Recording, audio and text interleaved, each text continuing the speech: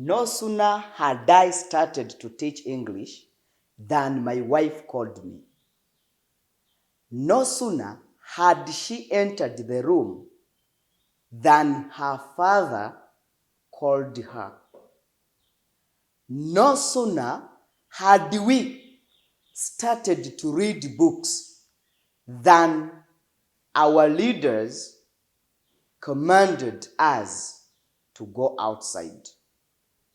No sooner had I spoken English in the meeting than all people kept quiet. What is that? No sooner than. What is that? We are going to see the meaning of no sooner than. Tujye kurebera hamwe ubusobanuro bwa no sooner than.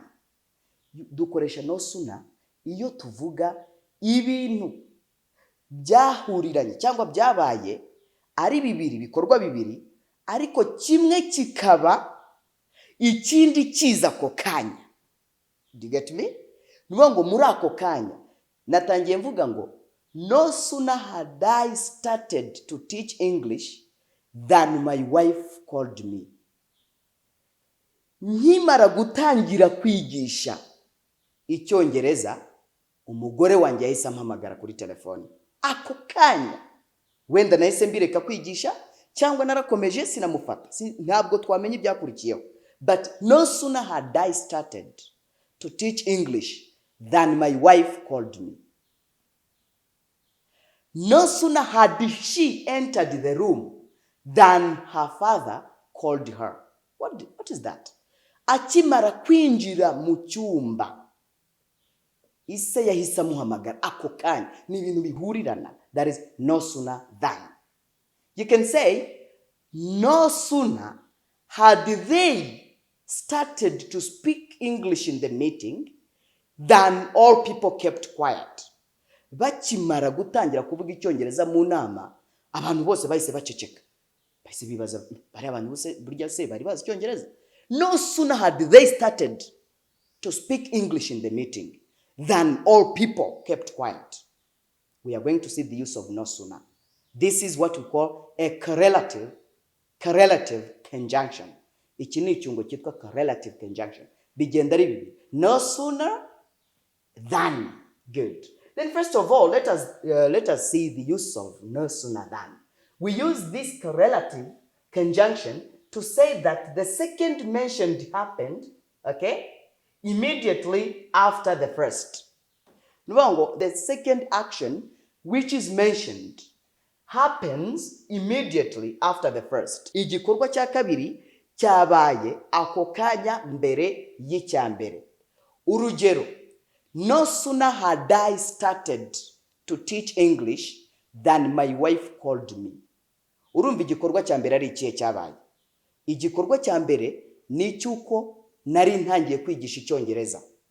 Icya kabiri, umugore wanjye yarampamagaye. Nuvuga ngo the second action, igikorwa cya kabiri niba kibaye kiba ko kanya mbere y'icyambere. Bishatse kuvuga ngo icya kabiri ni icyuko umugore yampamagaye. Umugore yampamagaye, njyewe ntangiye kwigisha Icyongereza. Igikorwa cya mbere cyari cyo kwigisha Icyongereza, which is the first action. The second action, my wife called me. Umugore yarampamagaye. No sooner had I started to teach English than my wife called me. Nuvuga ngo rero igikorwa nakoze cya mbere cyo kwigisha Icyongereza cyakurikiwe n'icya kabiri cy'uko umugore yampamagaye. Ugahita uvuga uti no sooner had I started to teach English than my wife called me. Nuvuga ngo kumpamagara k'umugore byahuriranye nuko ntangiye kwigisha Icyongereza. That is it. Good. Then here, no sooner is followed by past perfect tense. Igihe cyose no sooner ijyana na past perfect tense. Nubwo tutarayiga, ariko past perfect tense ni igikorwa, ni inshinga igaragaza igikorwa cyabaye mbere ya simple past. Mbere nyine y'igihe cyashize. Urugero, bamukubise mbere yuko atangira kuvuga. They had beaten him before he started to speak. Urumva icya mbere ni cyo kumukubita. They had beaten him before he started to speak. mbere yuko atangira kugira icyo avuga baramukubise. Nuvuga ngo rero tuzabyiga past perfect ni ingenzi cyane. Kwa kundi uvuga ngo nagiyeyo mbere yuko ubukwe butangira. I had gone there before the wedding started. Nje nabanje kuba ndi hariya mbere yuko ubukwe butangira. Good. That is past perfect. Then here, the second rule that you should know, itegeko rya kabiri hano. When no sooner starts a sentence, use subject inversion. Igihe cyose no sooner yitangiye interuro, koresha subject inversion. Tujye kubireba mu ngero. We are going to see more examples on the use of no sooner than. For example, here you can say, no sooner had I arrived home than. No sooner had I arrived home than it started to rain. Muri ibi bikorwa, muri ibi bintu bibiri. Iki Cyongereza ni cyaba advanced. Muri ibi bintu bibiri mvuze. What is the first action? Igikorwa cya mbere ni iki? Igikorwa cya mbere ni cyuko nageze mu rugo. Icya kabiri imvura itangira kugwa ko kanya. Niyo mpamvu no sooner than ikoreshwa yuvuga iko igikorwa cya mbere cyateje ikintu cyo kwihuta cyangwa se uwo mwanya cyateje guhita ibintu bibera rimwe bisa nibereye rimwe ko kanya. No sooner had I arrived home than it started to rain. When I arrived home, it started to rain immediately. Nkigera mu rugo yahise itangira kugwa ko kanya.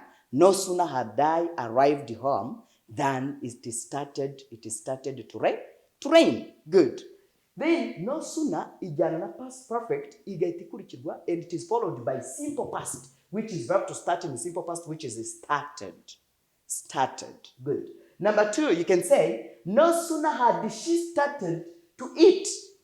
Urumva yini past perfect. No sooner had she started to eat than the telephone rang. Rang, this is verb to ring in simple past. Akitangira kurya, telephone yahisi sona. To ring, which is rang in simple past. No sooner had she started to eat than the telephone rang. Ushobora no kubwira umuntu uti, my friend, yesterday, no sooner had I started to eat than my telephone rang. Ejo nkimara gutangira kurya, telefone yahise isona bahita barampamagara sinabanyiri. That is no sooner than. Number 3, you can say, no sooner had we left the house than the gatekeeper closed the door. Tukiva mu rugo, gatekeeper, umuzamu wacu yahise afunga. Tukihava gato, umuzamu yahise afunga umuryango. No sooner had we left the house than the gatekeeper closed the door. Nice. Then here, tugiye kureba noneho yo twatangije subject. No sooner ntabwo iba subject inversion. As here, no sooner had I. This is what we call subject inversion. Ntabwo avuga ngo no sooner I had. Never. You will say no sooner had I. Kuko icyo gihe no sooner yatangiye dukora subject inversion. Icyari subject kijya mu mwanya wa verb, icyari verb kikajya mu mwanya wa subject. Iki cyari subject, iki cyari verb. Murabona cyajya mu mwanya wa subject. Ntabwo twavuga no sooner I had. No. No sooner had I. Plus past participle verb to arrive, which is arrived.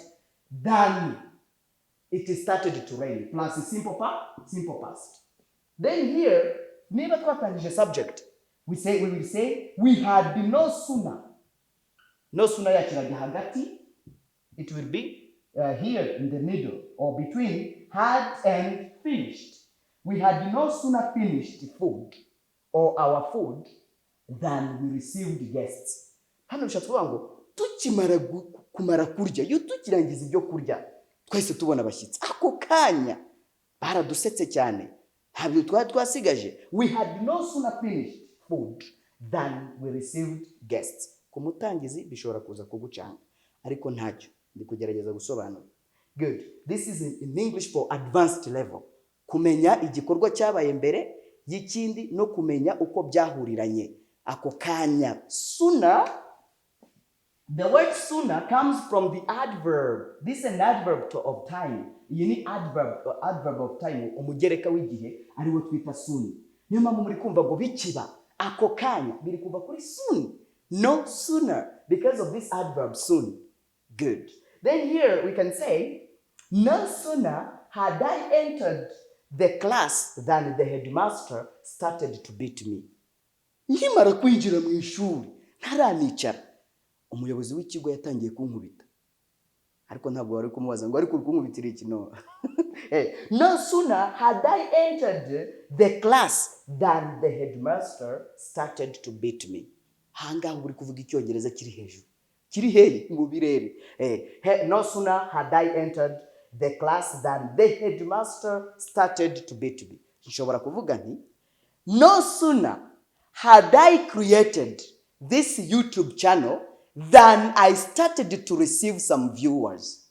Niyo vango nkimara gucreatinga iyi channel ya YouTube nahise ntangira kubona aba viewers, abantu bakanda kuri bama viewers. Bishatse kuvuga ngo bikiba isomo rya mbere y'ikijyaho nahise mbona abo bantu, which means that ni igikorwa ukora ikindi kikaza muri ako kanya bigasa n'ibihuriranye. No sooner had I started my first driving than I got an accident.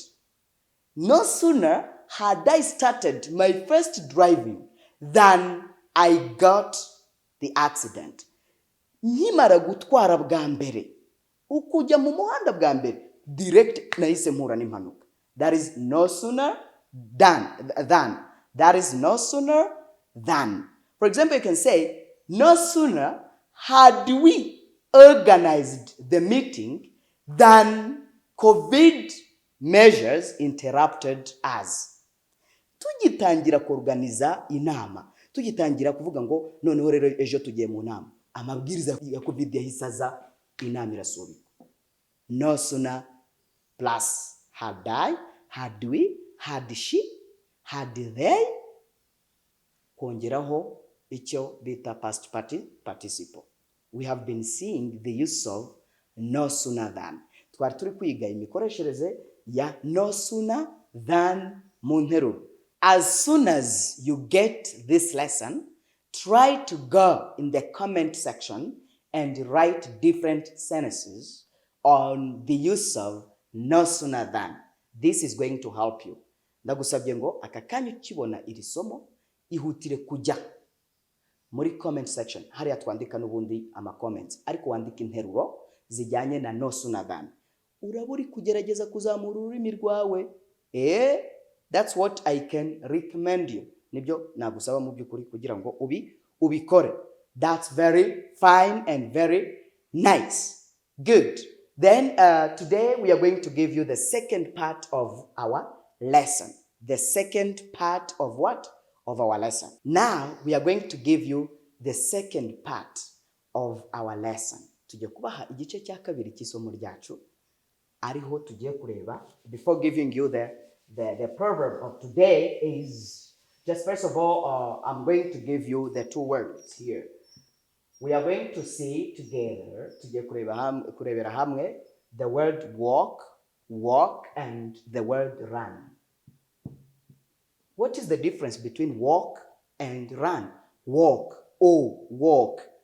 To walk ni ukugenda, tembera, utiruka ariko.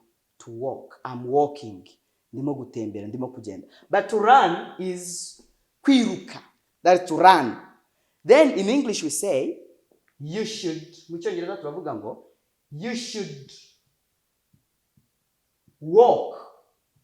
You should walk. This is A, not O. Ariko tugasoma walk. Iyi ni A. Walk. You should walk before you run. You should walk before you run. What does it mean? You should walk before you run. Ni byiza ko wabanza kugenda gake gake mbere yo kwiruka. Bishatse kuvuga ngo wihubukira ibintu.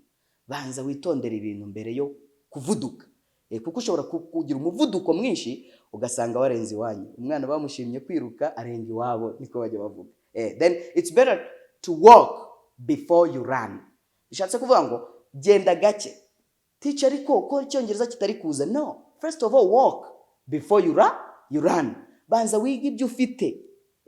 Banza umenye ibyibanze. Ntujye kuri no sooner than cyangwa ngo yibandeho kandi utaranamenya na soon icyo bisobanura na than icyo bisobanura. Niba utarize comparatives, than, she's speaking English better than me. Arimo kuvuga Icyongereza kuruta njyewe. Iyo than niba utayizi kandi twarabyigishije, subira inyuma.